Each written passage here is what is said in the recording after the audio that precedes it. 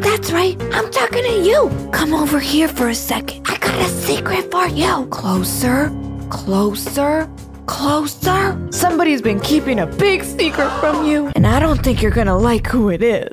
Me? You think it's me?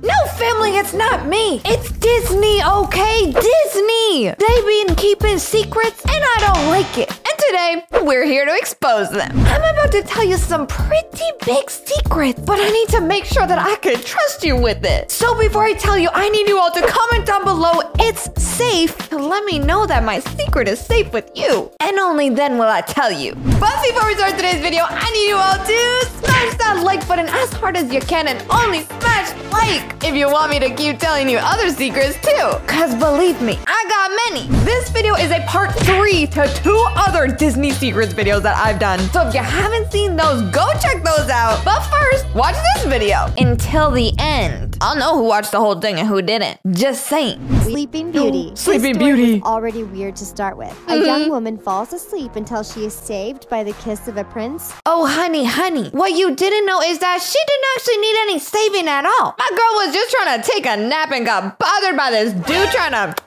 her lips. Buddy, I know you're a prince and all, and that's pretty cool, but my girl Aurora just don't care. She just had a long night of an extra large pepperoni pizza and 5 hours of Minecraft, and she's just trying to catch some snooze. So unless those lips taste like pepperoni and those fingers can do some epic speed runs, then see you later, bro. Bye. In the original tale by Giambattista Basile called The Sun, the Moon, and Talia.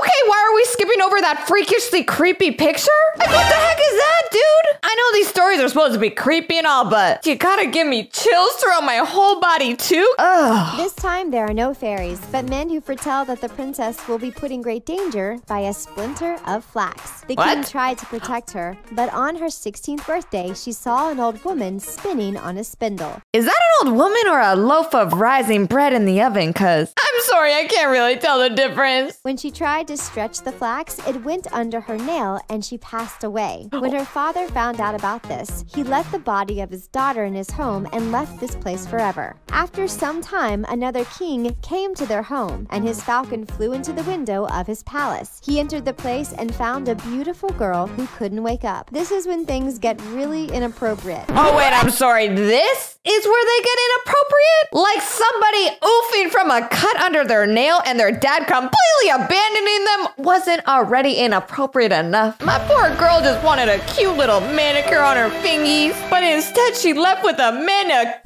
killed because she dead. He took her to bed and made love to her. Talia became pregnant and gave birth to twins. And it's when his son sucked on her finger and removed the splinter of flax that she finally woke up.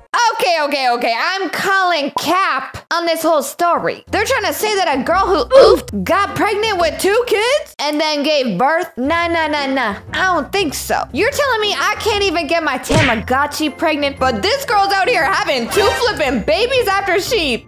Like... No, I refuse to believe it. Beauty and the Beast. This love story was just terrible when you think about it. Cause all the other ones were already so great, right? When someone forces you to stay in their castle no matter how nice they try to be, you shouldn't marry them. You know that the Beast became a better man. But things like that don't happen in real life.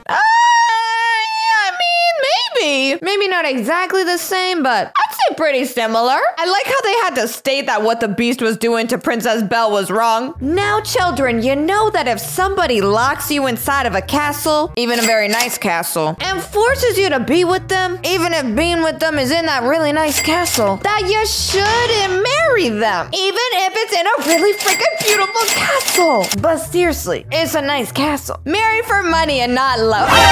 Marry for love and not money. Yeah, that's it. Whoops. The original story from Jean-Marie Le Prince de Beaumont is not so far from what we saw in the 2 Disney movies. Okay. The young woman was named Beauty, which is actually the meaning of belle in French. Her father used to be a rich merchant, but things didn't really work out for him and he became poor. And that family is why you should never be mean to anybody. One day you could be rich with all the Big Macs in the world, and the next day you'll be stuck ordering off the value pick menu. You never know what life's gonna throw at you. But if we're talking about McDonald's here? Can you at least try and throw that stuff in my mouth? Cause I'm hungry. His father ended up being the prisoner of the beast because he stole a rose. The beast told him that he would let him go in exchange for one of his daughters, and he accepted in exchange for things to give to his family. Classic rich person selling out his own daughter. I know you like making money and all, but some things you just don't sell. Even if you do be making lots of money. On second thought, how much money we talking here? Because maybe I want to get in on the action too. Depends the price. If the price is right, then the kid goes out of sight. Sorry. What is disturbing is that when Beauty came back home, her sisters were extremely jealous of her luxurious life. This is why her sisters forced her to stay, even though she promised the beast that she would come back, because they wanted the monster to eat her alive. After all, she is better with the beast than with her family.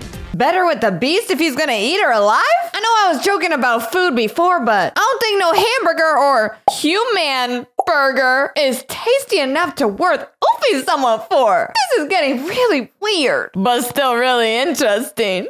Aladdin. This time we have nothing against the main character. Even though Aladdin was a thief, he had a heart of gold. But we can't say the same thing about Jafar. He was trying to force Jasmine to marry him. Yeah, which is not really a thing that kids should see. This time, the original story is really similar. But there is one thing that really surprised us. There's always that one thing. Always a perfect story, a perfect situation, except the one thing. What is that one thing? I don't know. Why don't you tell us, Aladdin? Or should I say Aladdin? Cause somebody ain't telling the truth. Aladdin used to live in China, which makes him Chinese and not Arab. We don't know why they changed this important detail, but we have to admit we love seeing the beauty of this country. Once again, the thief was recruited by a sorcerer to steal the magic lamp, but this time he pretended to be the little brother of Aladdin's late father. When he got the lamp, Aladdin even wanted to sell it in exchange for food until he met the genie. This time it was much easier to marry the princess, as he had just become rich and powerful to let the Sultan's daughter fall into his arms. Are they calling Princess Jasmine a gold digger? Saying it's so easy for her to like Aladdin just because he got some money and fame? If Jasmine's a gold digger, then that would mean Aladdin would have to be a gold giver. And I know he got money and all, but he ain't that rich. So let's get the story straight. The ending is more violent, as Aladdin gets rid of the sorcerer and then slays his brother disguised as a woman. But at the end, the couple lives happily ever after, so we could say that it's our favorite story for now. Aladdin and Jasmine end up being okay and live a life happily ever after? And the story didn't end in a tragic, crazy, scary, spooky, nightmare-inducing tragedy? Okay, I'll take it. Tangled. This was not Tangled. That's one of my favorite Disney movies. Dang you, Disney. Ripping apart my childhood piece by piece. Flynn Rider is clearly one of the most charming princes. And don't forget about cute too. Just saying. But isn't it weird to think that he entered her room without her permission and the princess decided to leave with him anyway? It was the best decision she ever made, but it's still weird. The original tale comes from the Brothers Grimm. The beginning of the story is really similar, but this time the man that saved her was actually a prince. He was seduced by her voice and wanted to meet her. So what from her voice? I mean, unless this girl was serenading you with the most romantic love song, then I don't think that happens. He asked Rapunzel to let down her hair and climbed. He was so nice that she quickly fell in love with him and they got engaged on the same night. The same night? Rapunzel girl! You can't give away all the goods right away. That ruins the whole mystery. You gotta make the guys wait for it, work for it, maybe even cry for it a bit, and then you could kiss him. I mean, hold hands with him, because we don't do no kissing on this channel. He asked him to bring a strand of silk every time he would come to visit her, so she could weave a ladder. But the sorceress found out about it, cut her hair, and let Rapunzel suffer in the wilderness. She tricked the prince. He threw himself out of the tower and poked out his eyes. Blind, he finally heard Rapunzel's voice in the forest after she had given birth to twins. Now, I'm not trying to sound twisted or anything here, but somebody that will literally jump out of a building and poke their eyes out if they can't be with you, that's the kind of love I want. Ride or die, baby, ride or die. Literally. She saved him with her tears, and they lived happily ever after in his kingdom. How are you gonna save somebody who just poked out their eyes with a couple of measly tears? You and I both know that those tears are probably salty and filled with some clumpy 3-day-old mascara. Nobody wants that, but I guess your new husband does, so y'all are made for each other. And finally, family, we got the princess and the toad. I mean turd. Whoa. I mean frog. I meant frog. The Princess and the Frog. This one is a classic, but it still took years before we had the chance to see the movie. And Disney really It was a good movie, us. too. We all thought it was weird to kiss a frog, and we're happy to see that Tiana thought the same thing too. But what really happened in the original tale? What really happened is that our girl Tiana just wanted to kiss a frog for fun. No person stuck in a frog's body. Nobody that needed to be turned into a prince. Just a good old-fashioned human lips on frog scales. Ugh. Woman was not a waitress, but a real princess. The most beautiful one anyone has ever seen. Wow. She liked to go into the forest and sit on the edge of a cool well to play with a golden ball. She dropped it in the water, and a frog offered to give it back to her as long as she would accept him as her companion and playmate. Wait, what? Yeah, hold on. Let me just, oops, drop my pen. Hey, sweetie, I heard you drop your pen, and I'm happy to give it back to you as long as you accept me for your husband for the rest of your life and always play with me whenever I ask you to. We got a deal? She said yes, but broke her promise when she came back home without him. Well, I would hope she broke her promise, because was the small ball he picked up for you really that worth it? Here you are just getting a little cramp in your hand, and then you end up with a whole friggin' husband?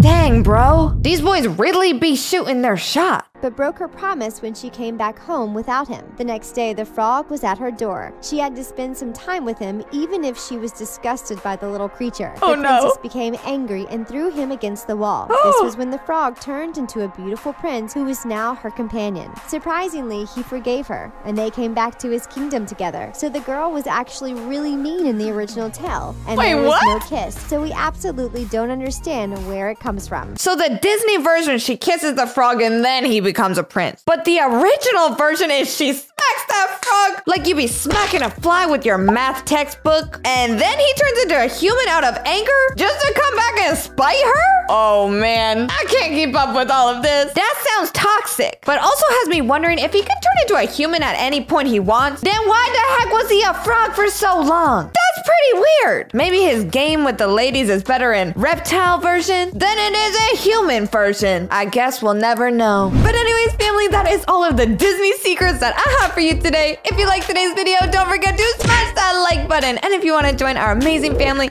all you gotta do is hit that subscribe button, turn on all post notifications, and then you won't miss any more videos. I love you all so much, and I'll see you all in the next video.